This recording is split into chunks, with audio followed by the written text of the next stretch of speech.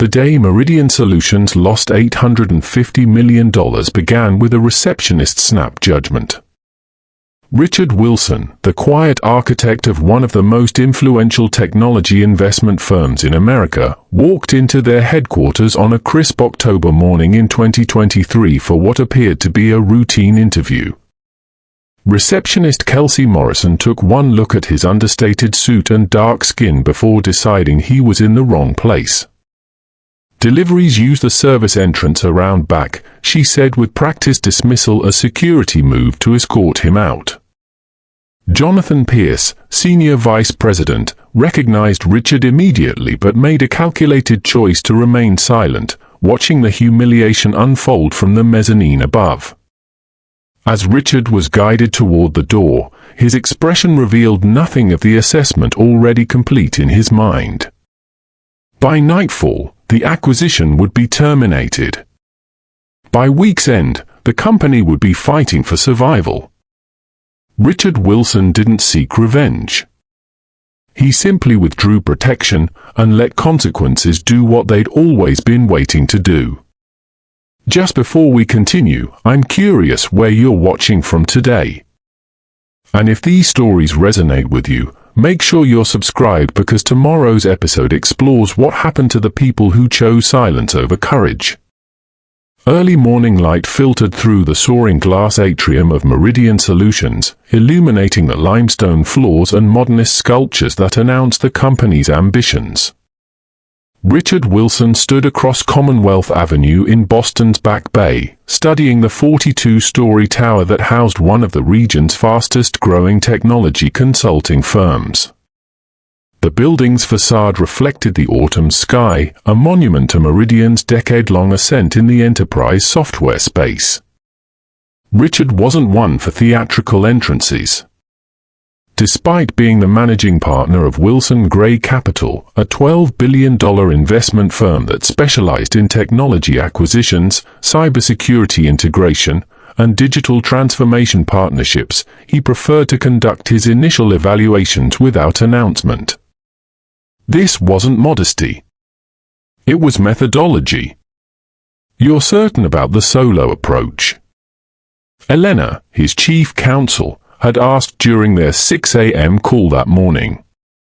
"I can have our advanced team there within the hour."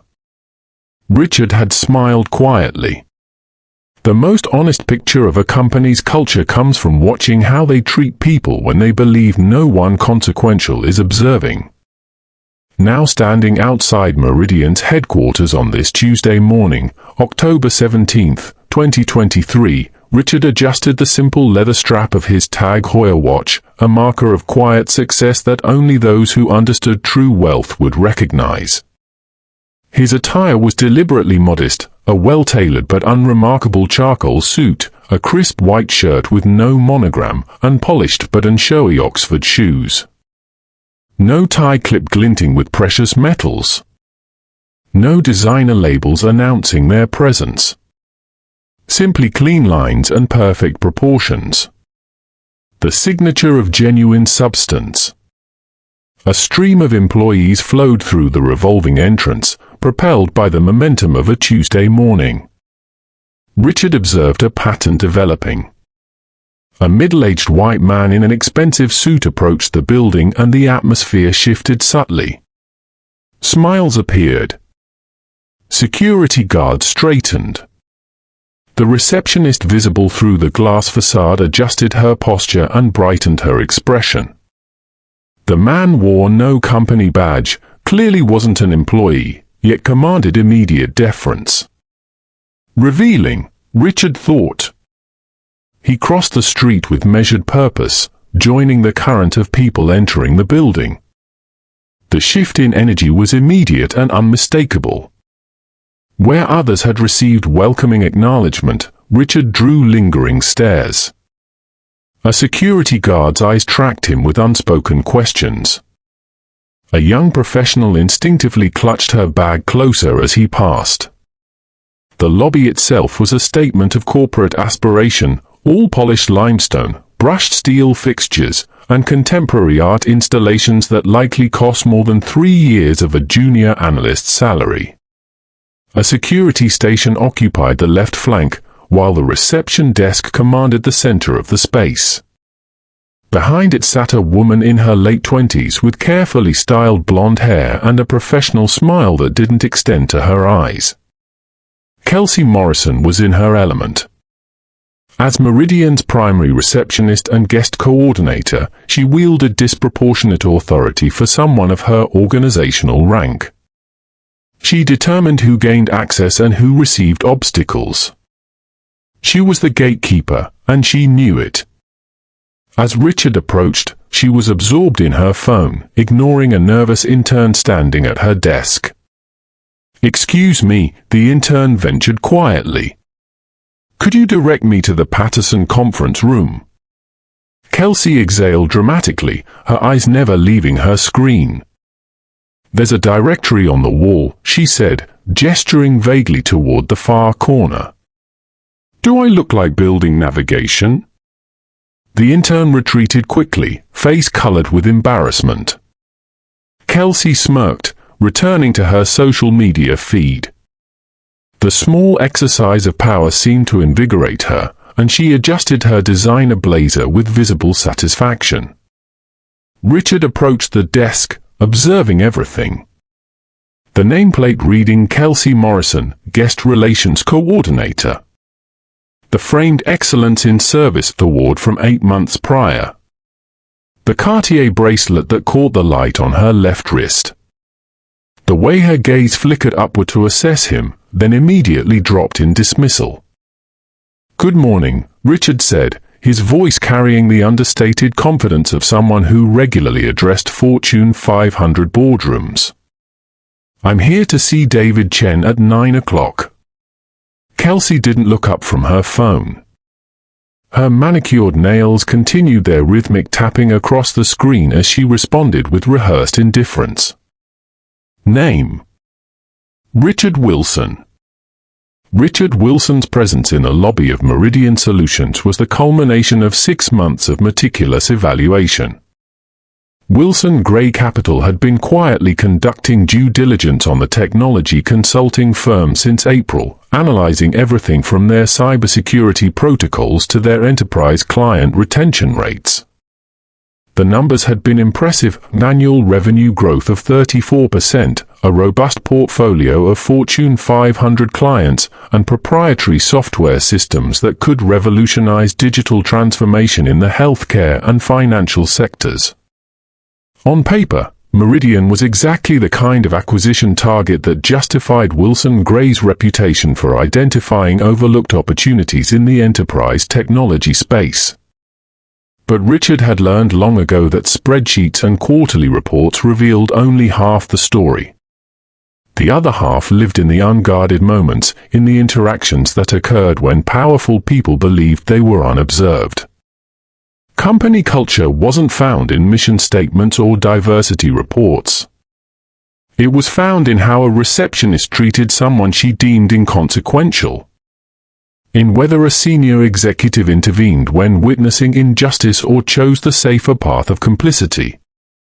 In the thousands of small decisions that collectively revealed an organization's true character. This morning's visit was the final test. Richard's team had already completed the financial analysis, the technology audits, the market positioning studies. Everything pointed toward a recommended acquisition in the $850 million range, with Wilson Gray Capital taking a controlling stake that would provide Meridian with the resources to expand into emerging markets while giving Richard's firm access to Meridian's innovative proprietary systems. The deal had been structured, the terms negotiated through intermediaries, and the partnership agreements were awaiting final signatures.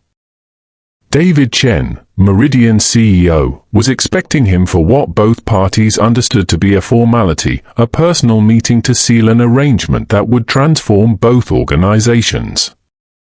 But Richard never signed anything without seeing the unseeable.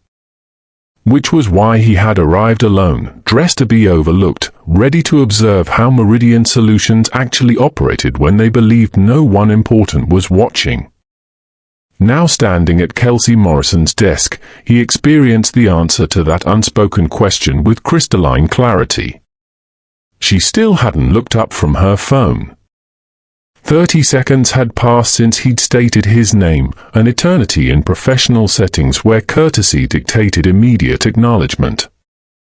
Richard watched her thumbs continue their dance across her screen, watched the slight smirk playing at the corners of her mouth. This wasn't distraction. This was deliberate. "I have a 9 o'clock appointment with David Chen," Richard repeated, his tone unchanged, maintaining the same professional courtesy despite the transparent disrespect. Kelsey finally raised her eyes, and Richard saw the calculation happen in real time. Her gaze traveled from his face to his modest suit to his lack of obvious status markers, and her expression shifted from indifference to something sharper. Suspicion mixed with territorial authority. "David Chen doesn't see walk-ins," she said, her voice hardening with the certainty of someone accustomed to gatekeeping. "And I don't have any Richard Wilson on the calendar." The statement was delivered with practiced finality, the kind of dismissal that closed doors before they could fully open.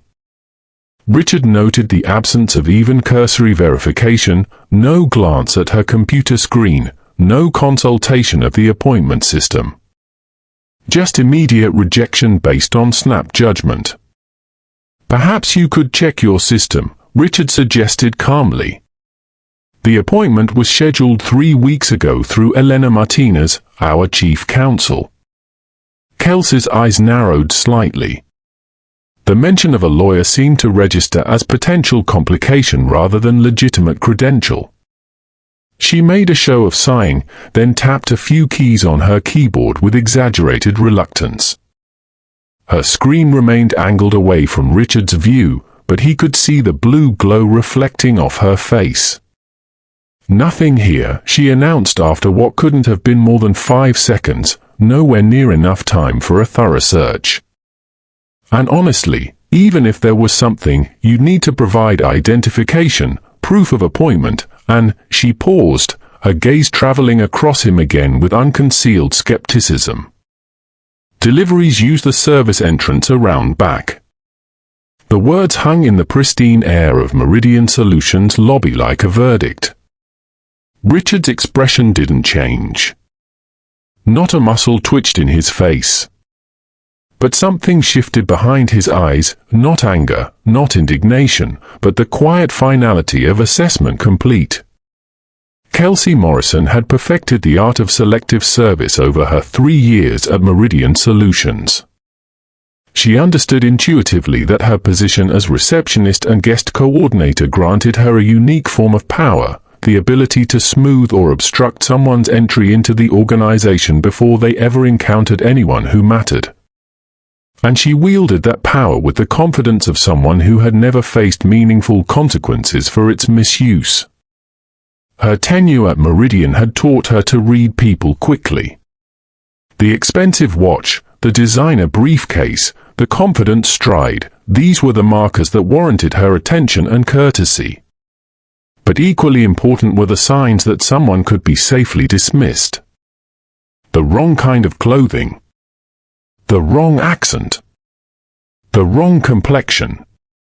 Kelsey had developed an efficient system for categorizing people within seconds of their approach, and that system had served her well. The executives praised her for maintaining professional standards. The security team appreciated how she filtered out time wasters. And the partners valued how she protected their calendars from unworthy intrusions. What Kelsey didn't recognize, what she had never been forced to recognize, was that her filtering system wasn't based on legitimate professional judgment. It was based on prejudice wrapped in the language of propriety. Standing before her now was a man who failed every one of her internal checks. His suit was nice enough, she supposed, but it lacked the obvious designer labels that signaled real money. His demeanor was too quiet, too measured, lacking the aggressive confidence she associated with powerful people. and his skin color triggered an automatic categorization in her mind, one she would never have articulated aloud but which shaped her behavior nonetheless. In Kelsey's experience, black men who entered Meridian's lobby fell into predictable categories: delivery personnel, maintenance workers, or occasionally junior employees from other companies attending meetings. None of them required the level of professional courtesy she reserved for people who mattered. The suggestion that this man had an appointment with David Chen, the CEO, struck her as absurd. David Chen met with venture capitalists, with technology executives, with corporate attorneys from white shoe law firms. He met with people who looked like power. This man, standing patiently at her desk with his unremarkable suit and his calm voice, didn't fit that profile. "Listen," Kelsey said, her tone sharpening with irritation at his persistence. "I don't know who told you that you had an appointment, but Mr. Chen's calendar is managed very carefully. If you were supposed to be here, you'd be in the system. And you're not." She delivered this statement with absolute certainty, despite having spent less than 10 seconds glancing at her computer screen. The truth was that Kelsey often didn't bother with thorough verification when her initial assessment told her someone didn't belong. Why waste time confirming what was obvious? "Now, I've already explained that deliveries go through the service entrance," she continued, her voice rising slightly as if addressing someone with comprehension difficulties. "If you have a package or equipment or something, you need to go around back to the loading area. This is the main entrance for guests and employees only." A security guard had drifted closer, responding to some unspoken signal in Kelsey's tone. She glanced at him with meaning, a look that communicated volumes. "Handle this." The guard, a middle-aged man named Frank who had learned to follow Kelsey's lead on such matters, positioned himself within arm's reach of Richard. "Sir, I'm going to need you to explain your business here," Frank said, his hand resting casually on his belt near his radio. "If you don't have legitimate business in this building, I'll have to ask you to leave." Richard remained perfectly still, his expression unchanged. He didn't argue. Didn't raise his voice. Didn't make demands or threats.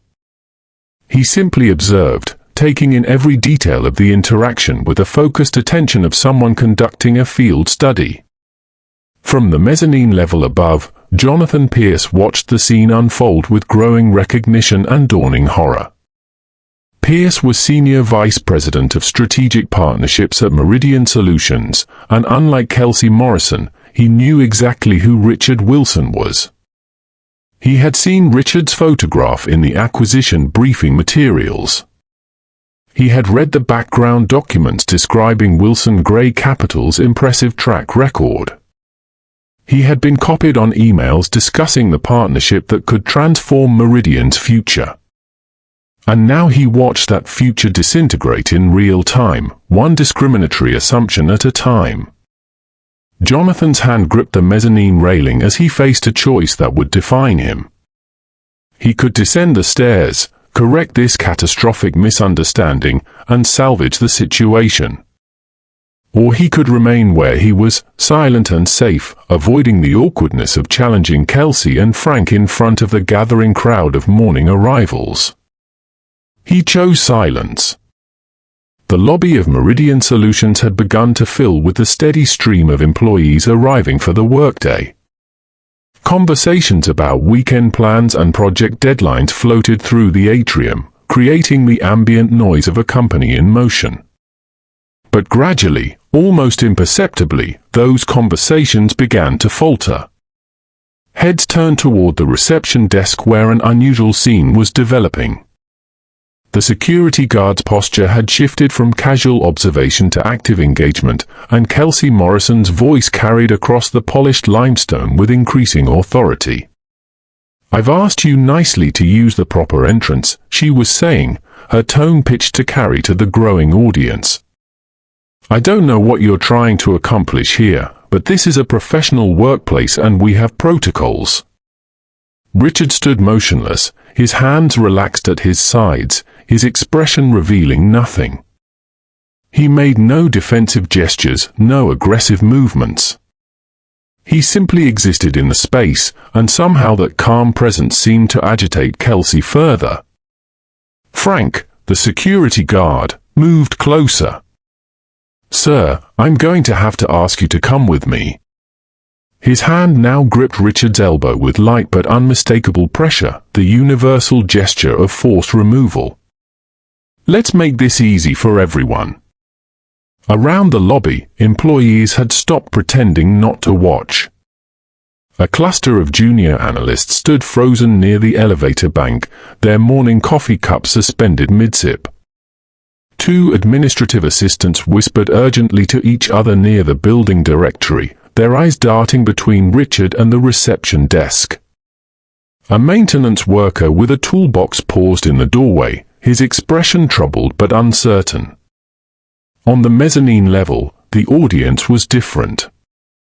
These were senior staff members, people with titles that included words like director and vice president and a partner. People who understood corporate hierarchy and professional conduct. People who, theoretically, had the authority and responsibility to intervene when something was obviously wrong. Jonathan Pierce remained at the railing, his knuckles white from gripping the polished wood. He could see everything from his elevated position, Kelsey's self-righteous indignation, Frank's firm grip on Richard's arm, and most significantly, Richard's face. That expression of complete composure, of someone watching rather than experiencing humiliation. It was the look of assessment, not surprise. And that terrified Jonathan more than anything else, because it suggested Richard Wilson had expected exactly this outcome. Beside Jonathan, two other executives had paused to observe the commotion.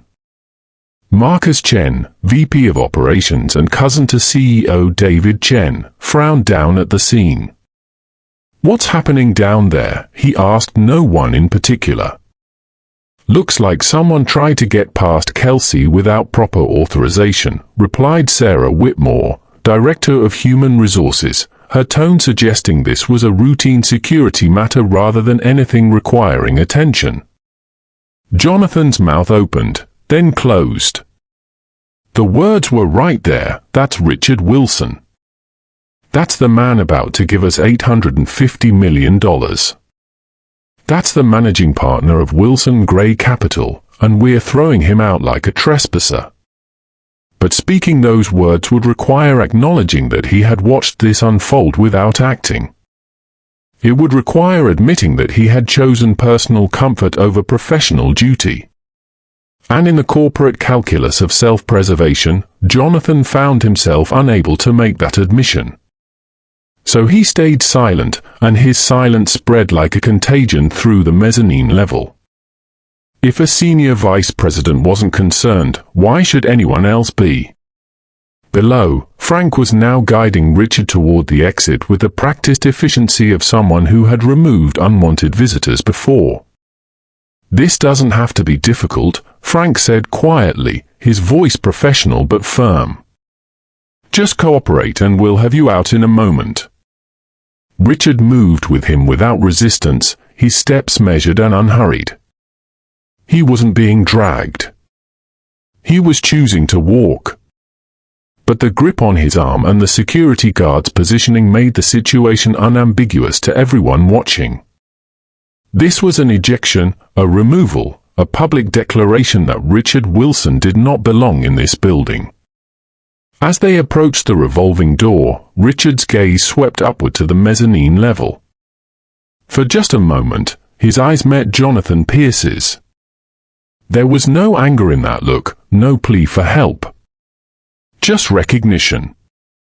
Richard knew Jonathan had been there. Richard knew he had chosen silence. Then Richard Wilson stepped through the revolving door and disappeared into the October morning, leaving behind a lobby full of witnesses who had collectively decided that what they were seeing wasn't worth the risk of speaking up. Jonathan Pierce stood at the mezzanine railing for 30 seconds after Richard Wilson disappeared through the revolving doors. 30 seconds during which his mind performed the rapid calculations that defined corporate survival. He had built his career at Meridian Solutions on careful risk assessment, on knowing when to speak and when strategic silence served better. This moment demanded a choice between two competing imperatives: salvage a deal that could reshape the company's future, or protect himself from the awkwardness and potential fallout of admitting he had witnessed injustice and done nothing. The mathematics of self-preservation won. Jonathan turned from the railing and walked toward his office with deliberate casualness, as though he had witnessed nothing more consequential than a routine security matter. His mind was already constructing the narrative he would deploy if questioned. I saw some commotion downstairs but didn't have a clear view of what was happening. By the time I realized something might be wrong, the situation had already resolved itself. I had no way of knowing that was Richard Wilson. He arrived unannounced, without his team, dressed nothing like someone of his stature typically presents. The excuses lined up neatly, each one containing just enough truth to be plausible, just enough ambiguity to provide cover. Jonathan had become fluent in this language over 15 years in corporate America. It was the language of deniability, of strategic ignorance, of calculated non-involvement that allowed good people to witness bad things without bearing responsibility for them. He reached his office and closed the door, the thick wooden glass creating a barrier between himself and the lobby below. His assistant, Jennifer, looked up from her desk in the anteroom with a questioning expression. "Everything all right?" she asked, noting something in his demeanor. "Fine," Jonathan replied smoothly. "Just got distracted by something in the lobby. Nothing important." Nothing important. The words tasted wrong even as he spoke them, but Jonathan pushed past the discomfort. He had a 9:30 meeting with the digital transformation team, a 10:15 call with potential clients in Singapore, and a working lunch with the marketing department to discuss Q for strategy. His calendar was packed with obligations that mattered to his career trajectory.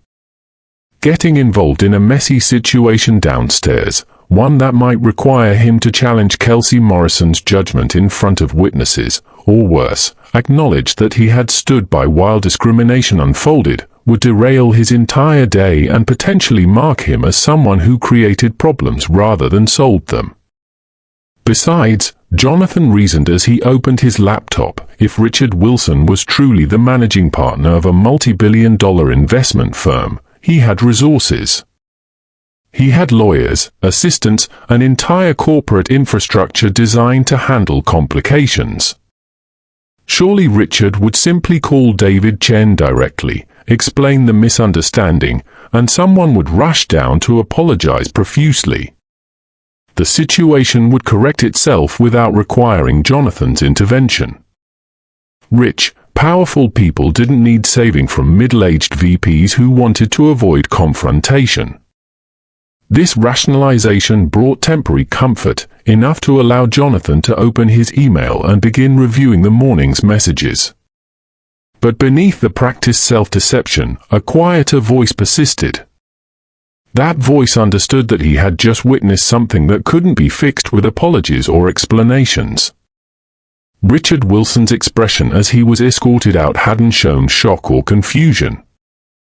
It had shown confirmation. As though he had arrived at Meridian Solutions specifically to test something, and the company had failed spectacularly. Jonathan's phone sat silent on his desk. He could call David Chen right now, could explain what had just happened and potentially mitigate the damage. Could admit that he had recognized Richard and failed to intervene, turning a fixable mistake into something far worse through his complicity.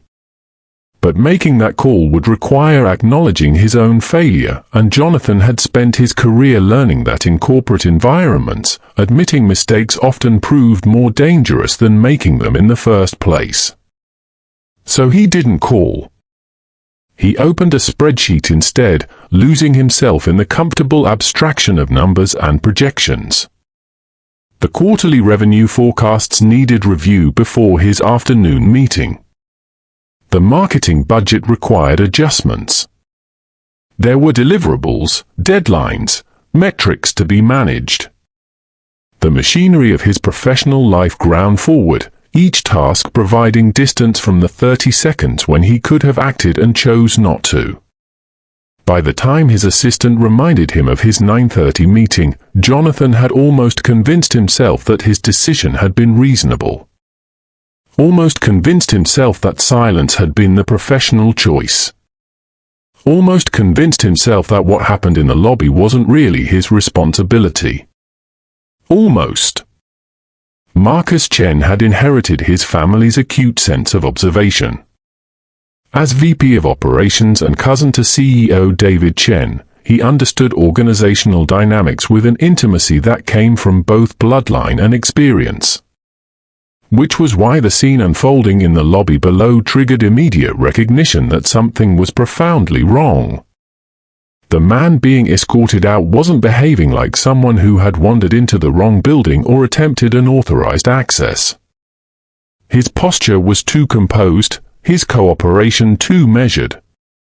There was a quality to his stillness that suggested not submission but evaluation, as though he were documenting every detail of his removal for purposes yet to be revealed.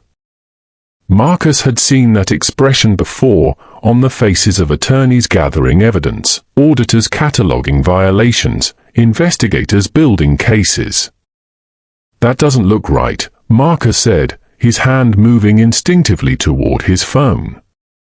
His first impulse was to call down to security to verify that whoever was being removed actually warranted removal.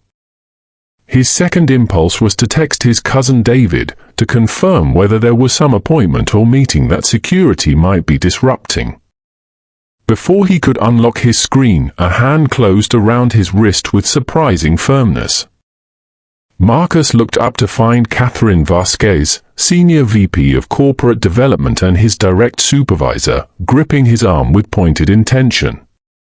"Don't," she said quietly, her voice carrying the authority of someone 3 levels above him in the organizational hierarchy. Marcus frowned, confused by her intervention. "I'm just checking whether—" "I know what you're checking," Catherine interrupted, her manicured nails still pressed against his wrist. "And I'm telling you, as your manager, to stay out of it. Kelsey and security are handling whatever that situation is. It's not our concern." "But what if they're making a mistake?" Marcus kept his voice low, aware that several other executives had turned their attention to the conversation. "What if that person actually has legitimate business here?" Catherine's expression hardened almost imperceptibly. She released his wrist but stepped closer, lowering her voice to a register that wouldn't carry beyond their immediate vicinity. "Marcus, you're relatively new to the executive level. So let me explain something about corporate survival. There are moments when getting involved makes you look principled, and there are moments when getting involved makes you look like a liability. This is the second kind."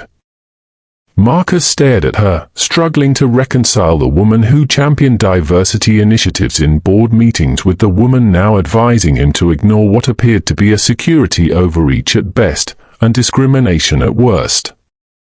"You're saying we should just watch someone get thrown out without even verifying?" "I'm saying that Kelsey Morrison has been guest coordinator here for 3 years, Catherine cut in, her tone sharpening. "She's received multiple commendations for her work. Security trusts her judgment. And if you insert yourself into this situation, you're not helping anyone.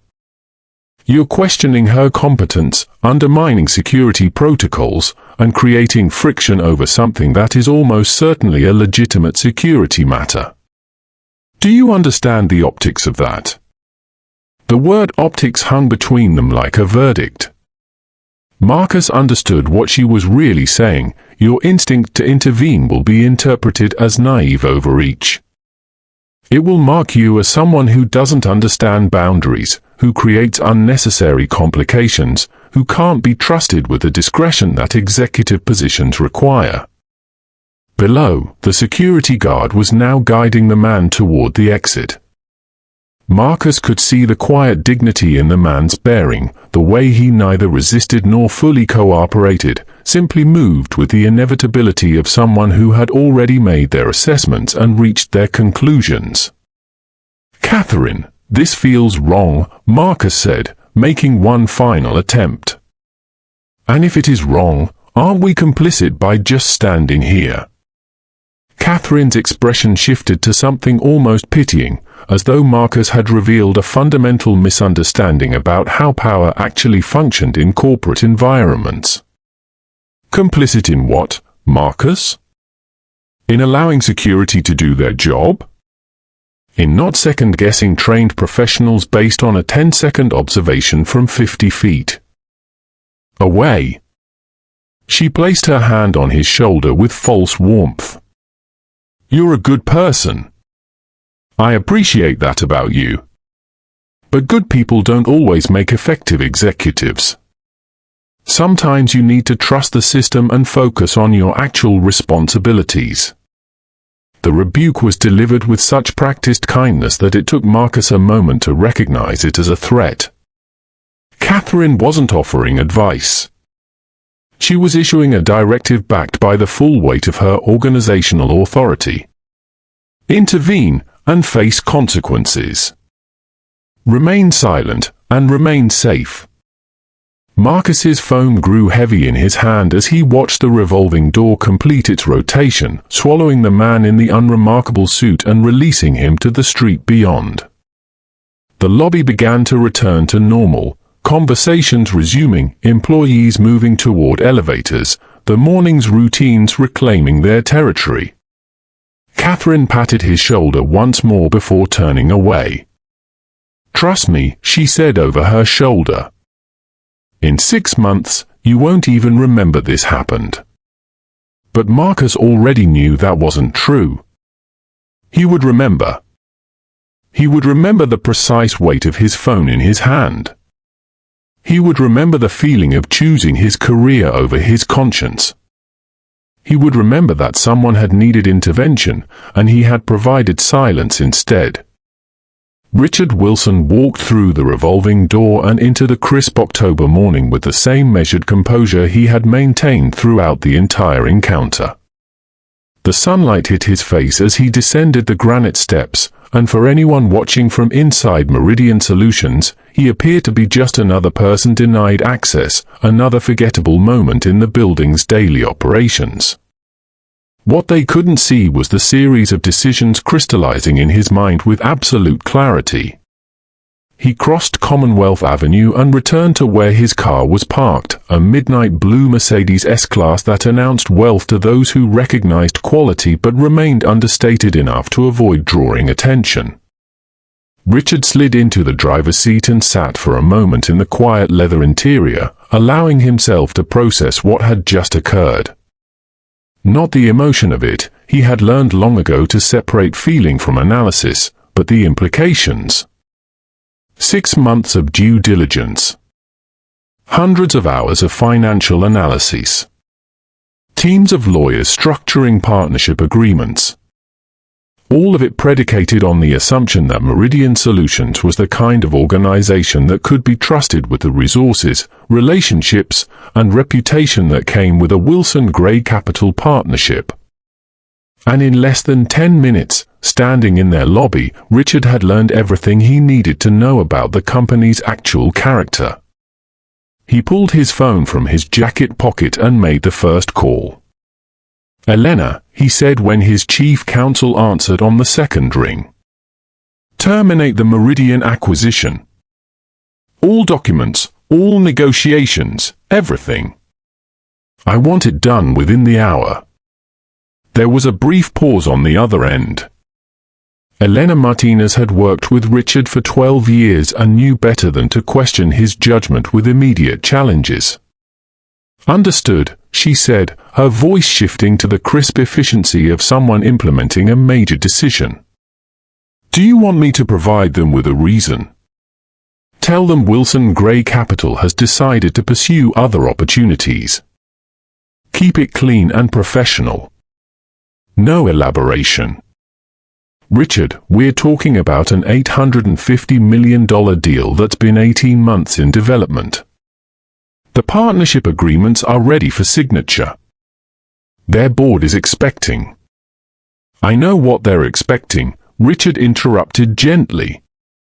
And I know what we're walking away from. Make the calls, Elena. I'll brief you fully within the hour, but the decision is final.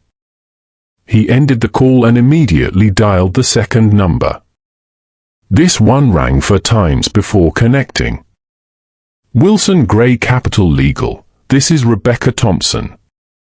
Rebecca, it's Richard. I need you to initiate a comprehensive employment practices investigation on Meridian Solutions. Full scope, hiring patterns, promotion records, discrimination complaints, settlement agreements, everything you can access through discovery and public records. I want to know if what I witnessed this morning is systemic or isolated. Rebecca's typing was audible through the phone. What exactly did you witness? Racial profiling by frontline staff, security overreach, and management complicity. I was escorted out of their building like a trespasser 20 minutes before a scheduled meeting with their CEO. Richard's voice remained steady, clinical. I want documentation of whether this is organizational culture or individual failure. And Rebecca, I want this investigation to be visible. Make sure Meridian knows we're looking. Understood. I'll have preliminary findings within 72 hours. The third call was the one Richard had been dreading. David Chen answered immediately, his voice carrying the enthusiasm of someone expecting good news. Richard? Are you in the building? I'm looking forward to finally meeting face to face. I've got the entire executive team standing by for. David, I'm calling to inform you that Wilson Gray Capital is withdrawing from the acquisition, Richard said, his tone professional but final. Elena is sending formal termination notices as we speak. The silence on the other end stretched for several seconds. When David finally responded, his voice had lost all its warmth. I don't understand. We had an agreement. The terms were finalized. What possibly could have? I arrived at your building this morning for our 9 o'clock meeting, Richard said. Your receptionist assumed I was a delivery person. Your security escorted me out. And your senior vice president, Jonathan Pierce, watched the entire thing from the mezzanine and chose to remain silent. He paused, letting the word settle. I came to evaluate your company's culture, David. I got a very clear answer. There must be some misunderstanding. David's voice had taken on the desperate quality of someone watching a fortune evaporate in real time. Let me investigate this immediately. If someone made a mistake, I'll personally. The mistake wasn't the assumption, David. The mistake was building a culture where that assumption was possible. Where multiple people in positions of authority witnessed discrimination and chose comfort over correction. Richard's voice remained quiet, but each word carried the weight of irrevocable judgment. Wilson Gray Capital doesn't partner with organizations that treat people as disposable based on appearance. We're done here. He ended the call and set the phone on the passenger seat. Through the windshield, he could see Meridian Solutions Tower rising against the autumn sky, its glass facade reflecting clouds and sunlight with oblivious beauty. Inside the building, Richard knew, panic was beginning to spread. Questions were being asked. Blame was being assigned. People who had remained silent 20 minutes ago were suddenly very concerned about what had happened in the lobby. But it was too late for concern. The protection Richard Wilson had been prepared to offer, the capital, the connections, the transformative partnership, had been withdrawn. And now Meridian Solutions would face whatever consequences had been waiting in the wings, consequences that Richard's involvement would have shielded them from. He started the engine and pulled away from the curb, leaving Meridian Solutions to discover what happened when judgment replaced opportunity. David Chen stood in his corner office on the 42nd floor, phone still pressed to his ear despite the fact that Richard Wilson had disconnected 30 seconds ago. The dial tone hummed with the persistence of bad news, but David couldn't seem to move, couldn't seem to process what had just happened.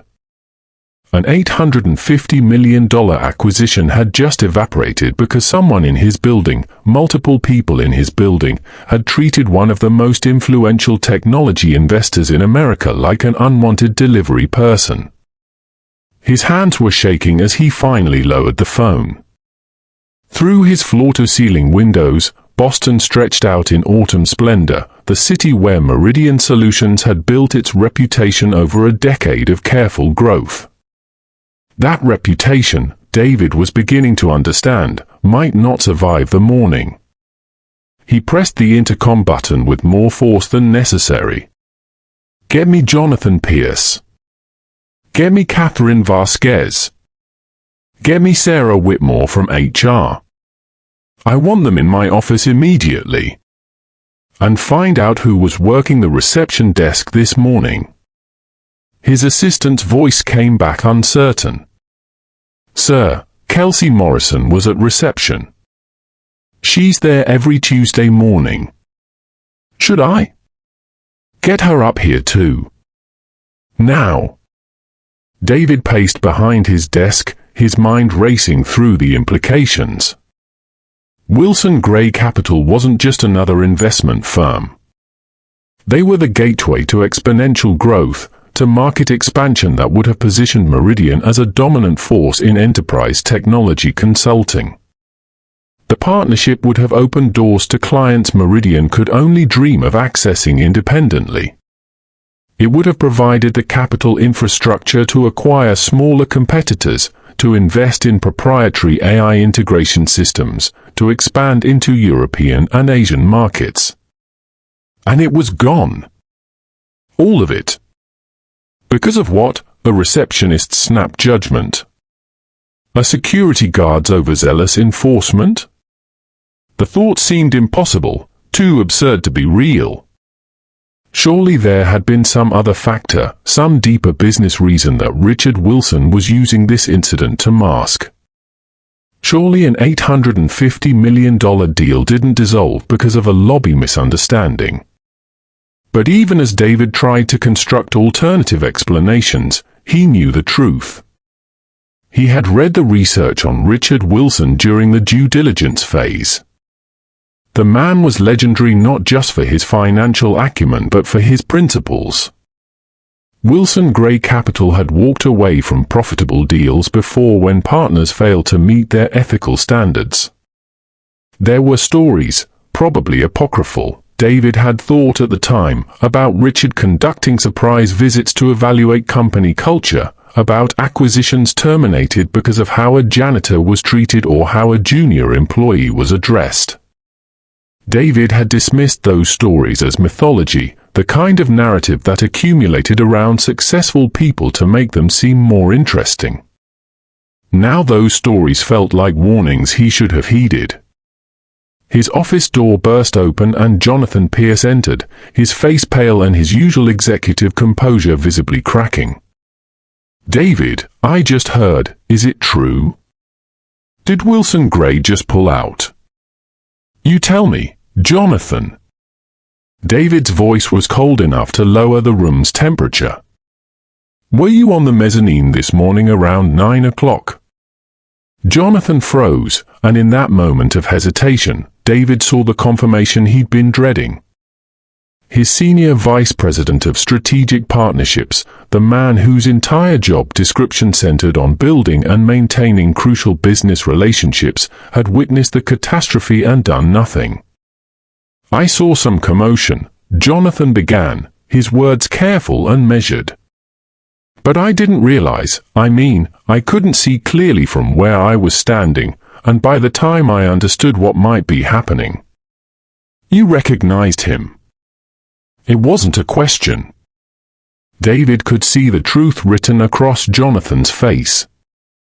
"You saw Richard Wilson being escorted out of our building, and you said nothing." Catherine Vasquez arrived next, followed closely by Marcus Chen and Sarah Whitmore. The cramped office suddenly felt suffocating with bodies and fear. David watched them file in, watched the way their eyes darted between each other, searching for information and simultaneously trying to avoid responsibility. "Someone explained to me," David said with dangerous calm, "how Richard Wilson, whose photograph has been in our acquisition briefing materials for 6 months, was thrown out of this building like a trespasser." The silence that followed was broken only by the sound of Catherine's sharp intake of breath. "Oh God," she whispered. "That was Richard Wilson?" Marcus Chen's face had gone ashen. "I tried to intervene," he said, his voice barely audible. "I was going to call down, but Catherine told me to stay out of it. She said it wasn't our concern." All eyes turned to Catherine, who stiffened defensively. "I thought security was handling a legitimate issue." "How was I supposed to know?" "Your senior VP of corporate development," David interrupted, his voice rising despite his attempts at control. "You've been in every single meeting about this acquisition. You've seen Richard's photo dozens of times. And you stopped Marcus from intervening." The office descended into chaos as everyone began talking at once, voices overlapping in a cacophony of excuses and explanations and blame shifting. Jonathan insisting he couldn't see clearly from the mezzanine. Catherine arguing that she was protecting Marcus from making a scene. Sarah from HR claiming she hadn't been present and couldn't possibly have prevented what she didn't witness. David listened to the symphony of cowardice and realized with sinking certainty that this wasn't a simple mistake. This was a revelation of Meridian Solutions' actual culture, the gap between the values they proclaimed in diversity statements and the reality of how they operated when no one they deemed important was watching. Richard Wilson hadn't stumbled into a misunderstanding. He had conducted a test, and Meridian had failed spectacularly at every level. His phone buzzed with an incoming email.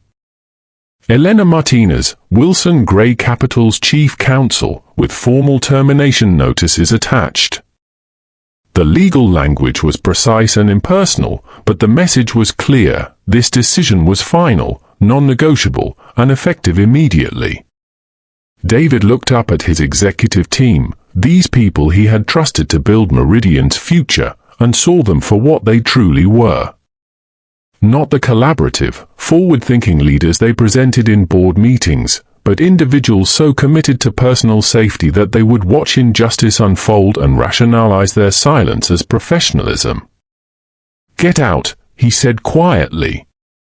"All of you. And send Kelsey Morrison up here. I want to hear from the person who started this disaster." The first email from Elena Martinez arrived at 9:47 a.m. By 10:15, the termination notices had been distributed to Meridian's board of directors, legal team, and key stakeholders. By 11 o'clock, the first journalist had called David Chen's office asking for comment on rumors that Wilson Gray Capital had withdrawn from the acquisition. By noon, the story was spreading through the insular world of technology investment with the velocity of a scandal too compelling to ignore. Wilson Gray abruptly terminates $850 million Meridian deal, read the headline on TechCrunch by 2 p.m.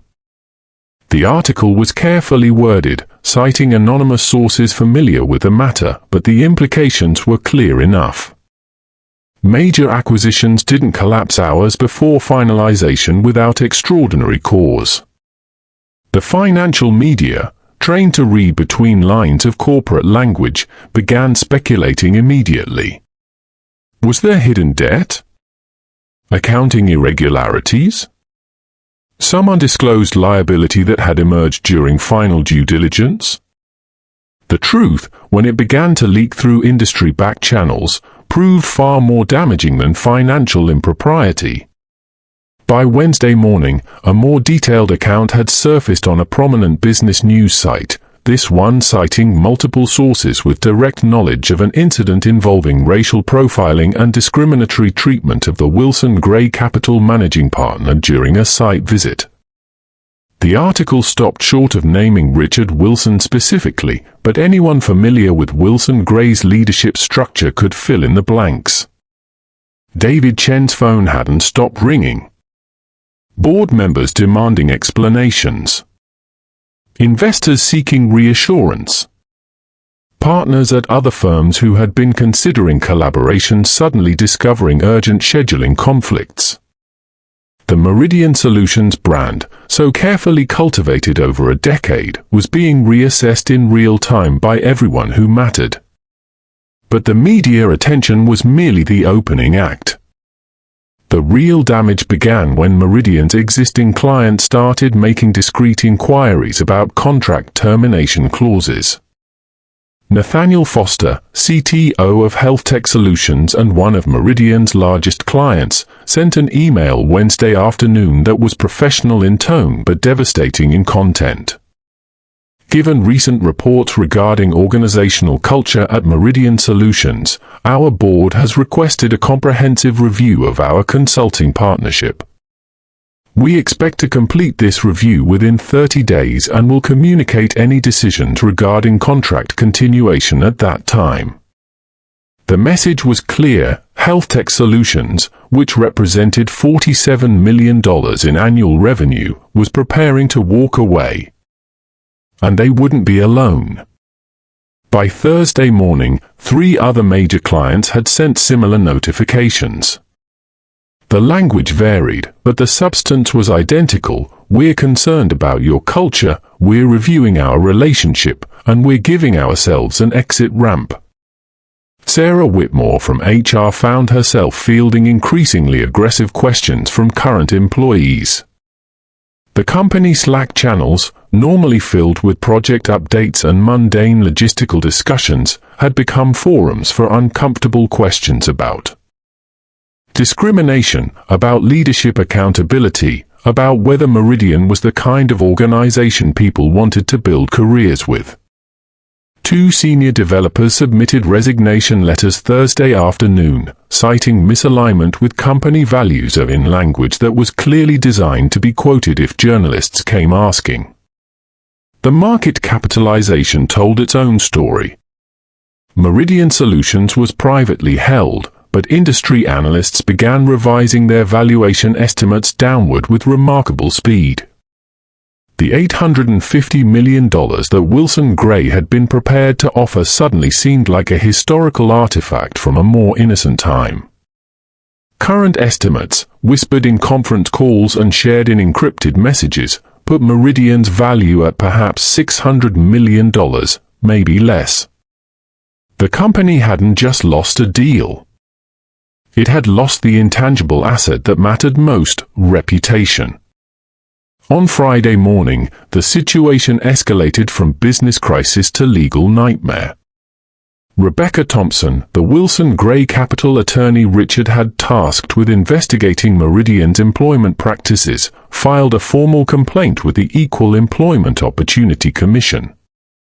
The complaint was a masterwork of legal precision, documenting not just the incident involving Richard Wilson but a pattern of behavior that suggested systemic issues. Attached were sworn affidavits from former Meridian employees, people Rebecca's team had located and interviewed over the previous 72 hours, describing similar incidents of discrimination that had been dismissed, minimized, or ignored by leadership. The EEOC complaint triggered automatic protocols. Federal investigators would now examine Meridian's hiring records, promotion patterns, and discrimination complaints. Every internal email, every HR report, every performance review would be subject to discovery. And because the complaint specifically named individuals, Kelsey Morrison, Jonathan Pierce, Catherine Vasquez, and several members of the security team, those individuals would need their own legal representation. David Chen sat in an emergency board meeting Friday afternoon and watched his company's future narrow with each passing hour. The board members, who had been enthusiastically supportive of the Wilson-Gray partnership just 5 days earlier, now spoke in the careful language of liability management and damage control. Terminations were discussed. Restructuring was proposed. Someone suggested bringing in a crisis management firm specializing in discrimination cases. The fundamental question, said Margaret Reynolds, the board's longest-serving member, is whether Meridian Solutions can survive this. Not financially, though the financial damage is severe, but reputationally. Can we rebuild trust with clients, with employees, with potential partners, after this?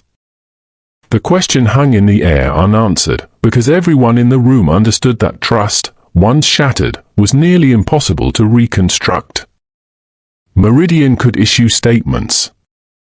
They could terminate employees. They could implement new training programs and diversity initiatives. But none of that would change the essential fact that had been revealed. When tested, when no one important was watching, Meridian Solutions had chosen prejudice over principle. And the entire industry now knew it. Outside the conference room windows, Boston's financial district glittered in the afternoon sun, indifferent to the small human drama of a company learning that reputation wasn't just marketing language. It was the foundation on which everything else was built. And Meridian's foundation, it turned out, had been far more fragile than anyone realized. Kelsey Morrison's termination became effective Monday morning, delivered in a conference room with 2 HR representatives and a lawyer present. She had spent the weekend convinced that the situation would somehow resolve itself, that David Chen would understand she had only been doing her job, protecting the building from someone who didn't look like he belonged. Even as the HR director read from a prepared statement citing conduct inconsistent with company values and behavior that brought substantial reputational harm to the organization, Kelsey maintained that she had done nothing wrong. The man had refused to follow proper protocols. Security had agreed with her assessment. How was any of this her fault? The answer, which no one bothered to explain to her in detail, was that Kelsey had been permitted to operate for 3 years without meaningful oversight or accountability. Her small exercises of power, her snap judgments about who deserved courtesy and who deserved dismissal, had been tolerated because they mostly affected people who lacked the platform to complain effectively. Richard Wilson's prominence hadn't created Kelsey's prejudice. It had simply made it visible to people who mattered. Jonathan Pierce's departure was negotiated rather than imposed. He met with David Chen and the board's legal counsel in a session that lasted 4 hours and resulted in a separation agreement that included a non-disclosure clause, a modest severance package, and carefully worded language about pursuing other opportunities. Jonathan would not be publicly fired, but neither would he remain at Meridian Solutions. The board had determined that his silence on the mezzanine, his choice to protect his own comfort while watching discrimination unfold, represented a fundamental failure of leadership that couldn't be overlooked once it had been exposed. The night before signing the separation agreement, Jonathan sat in his home office and tried to calculate what his silence had cost him. His position at Meridian had carried a base salary of $340,000 plus performance bonuses that typically added another $150,000 annually. His equity stake in the company, which would have vested over the next 3 years, had been worth approximately $2.8 million before the Wilson-Gray deal collapsed. That equity was now valued at perhaps $1.6 million, and his separation agreement required him to sell it back to the company at a discount. But the deeper cost revealed itself in the phone calls that weren't returned, the LinkedIn connections that suddenly went cold, the headhunters who had previously courted him aggressively and now claimed they had nothing appropriate for someone of his background. The technology consulting world was smaller than people realized, and word traveled fast. Jonathan Pierce had been present when Richard Wilson needed intervention and had chosen cowardice. That story, more than any line on his resume, would define him. Catherine Vasquez retained her position, but the board placed her on a performance improvement plan that everyone understood was a prelude to eventual termination. She had become toxic within the organization, the executive who had actively prevented intervention, who had counseled Marcus Chen to ignore injustice in the name of professional discretion. Employees began requesting transfers away from her division. Her calendar filled with mandatory ethics training sessions and meetings with HR compliance officers. Marcus Chen, by contrast, found himself receiving an unexpected email on Tuesday afternoon. The sender was Elena Martinez, Richard Wilson's chief counsel, and the message was brief but significant. Mr. Wilson would like to speak with you at your convenience. Please call my office to arrange a time. The conversation, when it occurred 2 days later, lasted 30 minutes. Richard's voice carried none of the anger Marcus had anticipated, and somehow that made the discussion more unsettling. Richard wasn't interested in relitigating what had happened in Meridian's lobby. He wanted to understand why Marcus had reached for his phone and what had stopped him. I saw something wrong and I tried to act, Marcus explained, his voice carrying the weight of regret. But my manager told me to stay out of it. Told me that intervening would make me look like a liability. And you believed her, Richard said. It wasn't quite a question. I did. In that moment, I chose to believe that keeping my position was more important than doing what was right. Marcus paused, then added quietly, I've been thinking about that choice every day since. Richard was silent for several seconds before responding. The difference between you and Jonathan Pierce is that you recognize the choice you were making and you regret it. That matters. Not enough to undo what happened, but enough to suggest you might make a different choice next time. What Marcus didn't learn until 2 weeks later was that Richard had made several calls on his behalf. Calls to contacts at other firms, recommendations that opened doors Marcus had assumed would be permanently closed to anyone associated with the Meridian disaster. Richard wasn't offering forgiveness. The situation didn't require Marcus's forgiveness, but he was offering something more valuable, a chance to rebuild with the lesson learned. Meridian Solutions itself survived, but in diminished form. The company that had been positioned for exponential growth instead entered a period of managed contraction. Revenue fell by 31% in the first quarter following the Wilson-Gray termination. 2 major clients completed their reviews and declined to renew contracts. 3 others renegotiated terms that were substantially less favorable to Meridian. The company's valuation, once approaching 9 figures, stabilized somewhere around $520 million, still substantial, but a fraction of what had been possible. David Chen implemented sweeping changes, new HR protocols, mandatory bias training, a complete restructuring of guest services, and an external audit of company culture conducted by a firm specializing in organizational equity. These measures were necessary and appropriate, but they couldn't change the fundamental truth that had been revealed. Meridian Solutions had built a culture where discrimination could flourish as long as it affected the right people, people without power, without platforms, without the ability to impose consequences. Richard Wilson had simply been the person who made that culture visible and held up a mirror to show Meridian what it had actually built. The reflection had proven devastating not because Richard was vindictive, but because he was accurate. 6 months after the lobby incident, Meridian Solutions was still operating, still serving clients, still employing hundreds of people. But the company everyone associated with its name had fundamentally changed. The ambitious firm that had seemed destined for industry dominance had become something smaller, more cautious, haunted by the knowledge that one moment of revealed character had reshaped its entire trajectory. And somewhere in Boston's financial district, other companies watched and learned and wondered whether their own cultures could withstand similar scrutiny. The end. Thank you for watching. Let me know your thoughts in the comments below. If you enjoyed this story, please consider subscribing to my channel. I put in a lot of time and effort crafting these heartfelt narratives, and your support truly means the world to me. Thank you for being a part of this journey.